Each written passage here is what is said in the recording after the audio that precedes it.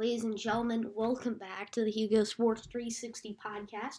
We're going to be talking about some things that's going to happen, and we're going to be talking about it.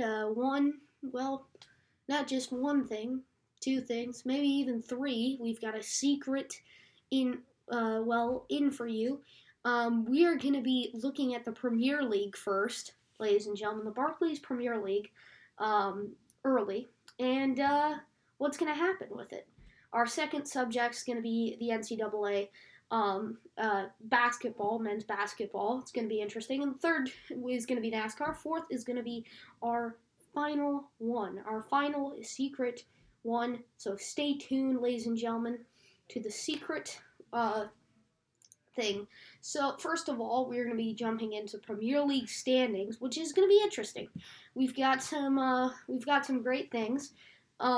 And we've got Manchester City, who's had a run up to 20 wins now, and I mean they had their 21st straight win in a long time, and now they're facing off against their rival Manchester United, coming up here, who has 50 points in the Premier League, while Manchester City has 21 wins. On Sunday, they will be taking on Manchester United at 8:30 a.m., 11:30 on the East Coast, and it'll be interesting. It's going to be an interesting game. You see, this isn't going to really change anything. It'll destroy Man City's it'll destroy, if Man City beats Man U, it will bump Man City up to a 6-win, difference, and at the same time, it's going to take a lot more than just 6 wins and 6 losses from each team to get past them, because Manchester City's at 65 points, which is 15 points ahead of Man United at 50. Along with that is Leicester City. Now, if Leicester City beats the contest, wins in the contest against Brighton and Hove Albion on Saturday, it's going to be interesting. It's a game at noon, which you normally don't see, as that game would be held at 8 p.m. in England. But if they can beat Brighton, I think that they can. I think that they will. I think they'll beat them 2-0. They're coming off of a loss to Arsenal, a loss in the Europa League, and a draw in against Burnley. So I think that they'll regain their footing and win, getting themselves into 53 points. Now, I think Manchester United, they're currently playing a game between Crystal Palace against Crystal Palace. It's 0-0 in the 71st minute. If we do see anything happen, you can check. If Manchester United wins this, they will set themselves up for a victory. If they win this and then beat Man City, they will be only 3 wins away from, knocking Man City and going into first. But at the same time, ladies and gentlemen, Man U is 15 points behind them. They are also, the goal difference is, I believe, 18 goals. So not only will they have to beat them and have Manchester City lose, they're going to have Manchester City either lose by a lot or they're going to have to win by a lot. But what I mean is Manchester United is going to have to win by a lot, or Manchester City is going to have to lose by a lot. And it's going to be interesting. I think Manchester City is going to keep this win streak up I think they'll keep it up on Sunday. I think they'll beat Man U. I think Leicester's going to knock off Brighton, and they'll get into second in front of Man U with. I think that after Man U's performance against Crystal Palace today, I think it's going to be a 0-0 draw at the end, and so Leicester would get in front of Man U in terms of points. It's going to be also interesting as we look into the fight to avoid relegation. We have Fulham that's showing some signs that they're ready to climb out.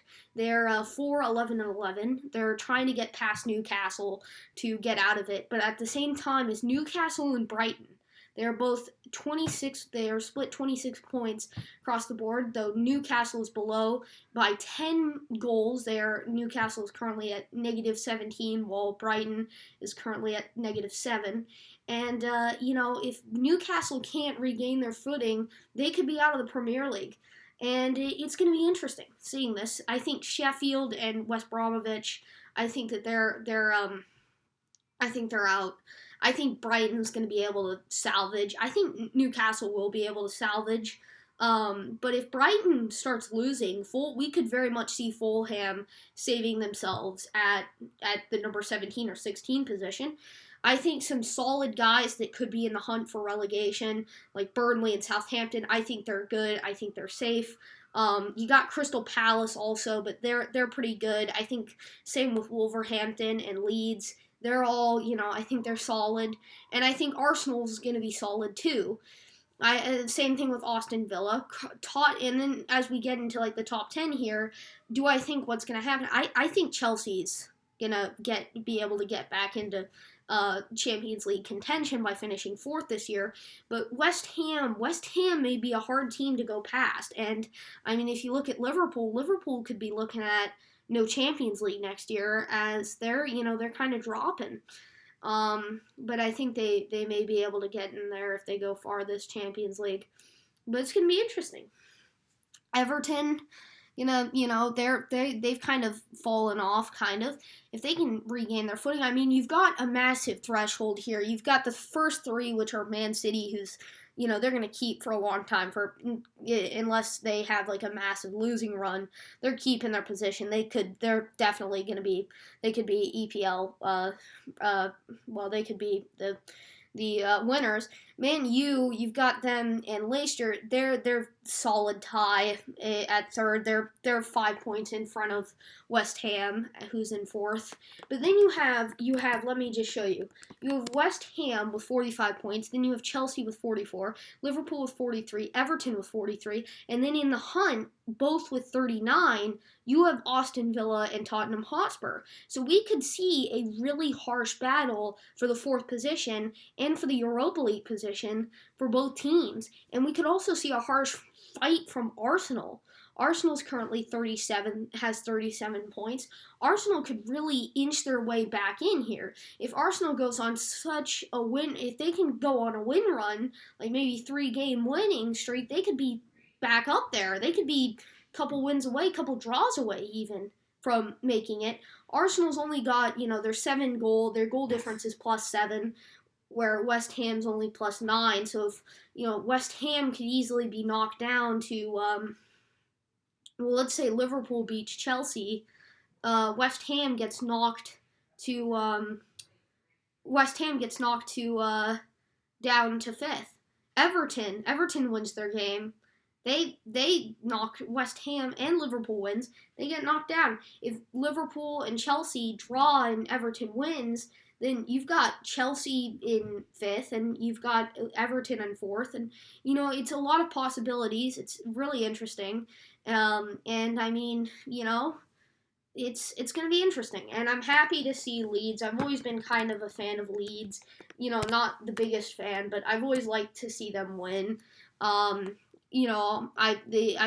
always liked to see them win, but playing against Arsenal's my team, and I really hope that Arsenal can win. And who does Arsenal have this weekend? Arsenal has Burnley. I think Arsenal will be able to win this thing, beat Burnley. They are 11-4-11, so really interesting. Gonna see what's gonna happen. 11 wins, 4 draws, and 11 losses. So. Just looking at the upcoming fixtures for Arsenal, it's gonna be then. Right after this, they're facing, they're in the UEFA Europa League, and then they're playing Tottenham. They have Tottenham coming up on Sunday, March 14th, and that's going to be an awesome game.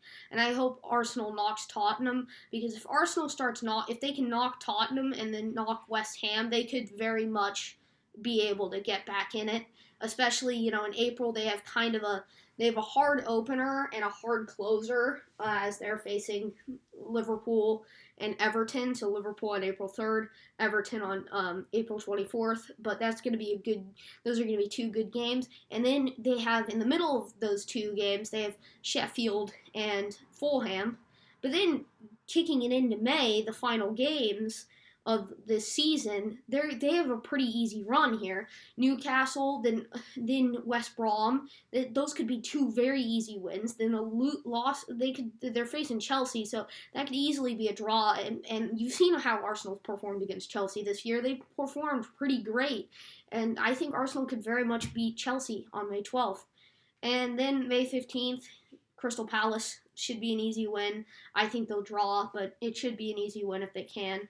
And then they have Brighton to finish off. So, I mean, you've got a pretty easy rest of the schedule here for Arsenal, especially as you look into the Europa League. They've got Olympiacos coming in here. But it's going to be interesting from Olympia, Greece.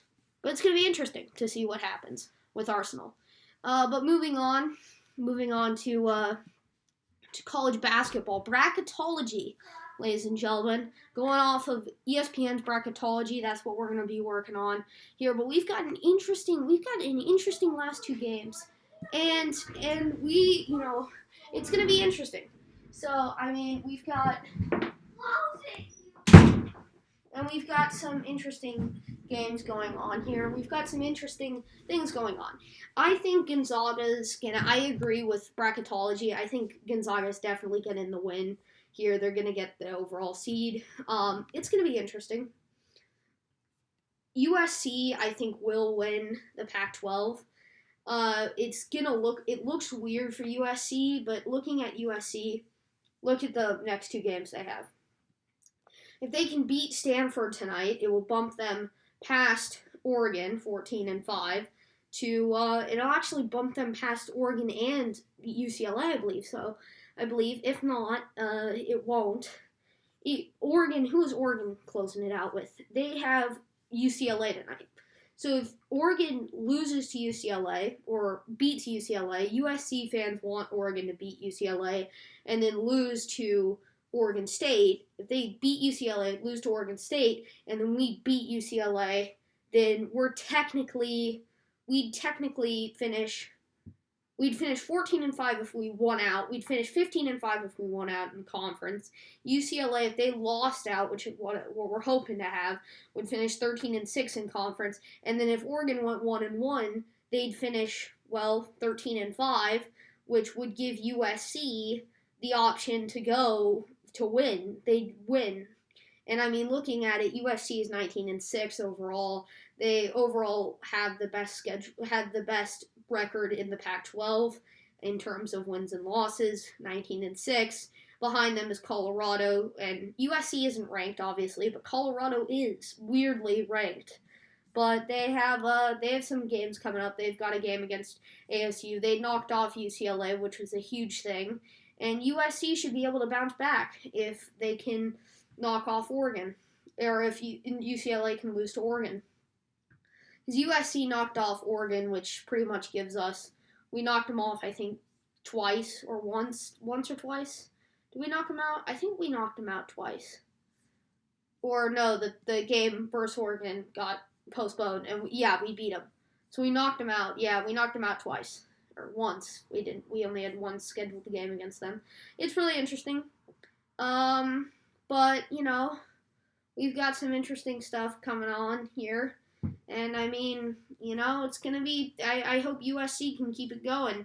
And I definitely think in terms of Evan Mobley, and I think that the Mobley brothers are really going to just absolutely dominate and win defensive. I think Evan Mobley will pick up Defensive Player of the Year. But moving on to, as I said, our next one, NASCAR. So, ladies and gentlemen, William Byron, this is going to be very brief, obviously. NASCAR, shnikes. Sorry, ladies and gentlemen. Lost the computer there. And Well, William Byron, he won the Homestead. He won Homestead. Now, I've had my predictions go hectic, especially at the NASCAR Cup Series race at Daytona. But the Daytona 500, I was really close to winning, getting my predictions right. In the road course, I actually did decent. I did decent, but eventually didn't have that great. But at the Dixie Vodka 400, I almost predicted the winner. I had Martin Truex Jr. Now I nudged William Byron like I did nudge uh, Daytona, him at Daytona. But I never thought he was going to win this, but he did. William won, and well, I'm not going to deny it. I'm not going to deny it. I'm really happy. I'm a William Byron fan through and through. I've always been a fan of him. It's been always really not related with the car number or anything. It's been kind of related, just the fact that I used to think that he was so cool for having Liberty University, because it was like right before they turned D1. I was always ready for them to turn D1. I was like, why don't they turn D1? This back when he had a truck in the Truck Series, and he had a car in the Xfinity Series, and he's awesome. He's always been my favorite guy. He's always been my favorite driver. And I may have to do a video where I run down my favorite things. So like in NASCAR, so like my favorite team, my favorite driver, my favorite paint scheme, my favorite, number in NASCAR, and as I've said, I like Kyle Busch, but the reason is I used to always root for the M&M's car, so I always liked the M&M's car, and Kyle drives it, so something. And I'm happy because I was happy to see this because I was happy to see William Byron win. And now we've got a crazy thing going on. Now we've got Pennzoil 400 presented by Jiffy Lube coming up, and we've got Kevin Harvick, William Byron, Kyle Larson, Martin Truex Jr., and Michael McDowell. That's the top 5. I'll give my predictions on the show. I'll release my predictions on Friday. I'm sorry about all this stuff on the main channel. I've just been really hectic. I'm really tied up doing a research paper right now, so I haven't been able to run so much. I haven't been able to run that much stuff on my thing, but obviously I'm gonna have a weekly thing. At least every week I'm gonna have something on there, and on the weekends I'm gonna have at least 2 videos go up, because that's the only time I have. So, well, ladies and gentlemen, we're moving on. And, well, I know a lot of people have been asking me to do this, and I'm going to review USC's thing. Now, this is part 1 of their new football schedule. This is part 1 of it. I'm not going to give my predictions. This is not the secret thing. I just thought that just to put it in here. I just wanted to react just plainly here. We're playing San Jose State. It's going to be... this season looks really hard because, we're playing in Pullman. And, at least we're playing in Pullman on a Saturday. Do we have a Friday game? We do not have a Friday game. Let's go. We do not have a Friday game. So USC, the Pac-12... has come to this, and Larry Scott was fired. So they said that Larry Scott loved forcing USC to be put onto a team, or put USC. Larry Scott used to always give USC a really hard night game, and it was normally a Friday night game, and a lot of people said that Larry Scott should do what other conferences are doing, which is center in on a big team you want to, really represent. You don't want to set up on, 5 big teams you want to represent and then have them all beat each other up. Some hard games I think USC is going to have are all their away games. That's the game against against the Sun Devils at Sun Devil Stadium is going to be extremely hard. So is Notre Dame. Well, I wouldn't say extremely hard, but it's going to be hard. Notre Dame also is going to be extremely hard. At Colorado, I mean, you've seen what Colorado's been able to do. That's going to be hard. You've got Washington State. That's always going to be hard, up in Pullman. And you've got Cal at Cal. So, I mean, I wouldn't say it's a hard schedule in terms of home and away games. It's really hard. I'm going to upload a video to my main channel just breaking it down. Probably going to be like 30 minutes, but, just breaking it down. Well, moving on to our real secret segment. I promised you guys this. A lot of people have been asking me, how do I get my interviews? Well, basically, I wanted to give you the behind the scenes. Now, for the people watching this, I am not giving out. I never give out. My first tip to that is never really. You shouldn't do that. You shouldn't I'm not going to give anything weird out or anything. I will never do that because I believe in more than my safety. I believe in the people I interview safety. So, you've got to care about their safety. You have to, because if you can't, then you're not going to do great as an interview, because a lot of people aren't going to want to come back. And obviously, I've had some real flexible interviews. Like when USF knocked off Virginia early, I contacted Frank Alaco because they were, I contacted him right before USF won. There was like 10 seconds left. I said, hey, can you come on the show? And he was like, oh yeah, I can do that, but can you give me 30 minutes? I was like, okay, fine. He's like, well, I can do it in 10. I was like, okay. And then, and he's like, well, let's set a time here. And I was like, okay, 20 minutes. Let's do it in 20. And so I did it in 20 minutes, and he was really flexible. And that's the thing, is these people, ladies and gentlemen, aren't I'm not calling their agents and being like, oh, I need to contact them and everything. You need to do this, or there's some strict questions. I'm not giving them. I'm not gonna put. I really don't. Wouldn't want to do that. I just want to have a conversation with the person. I don't want to talk anything controversial. I just want to learn from. Well, I want to learn from what their experiences were.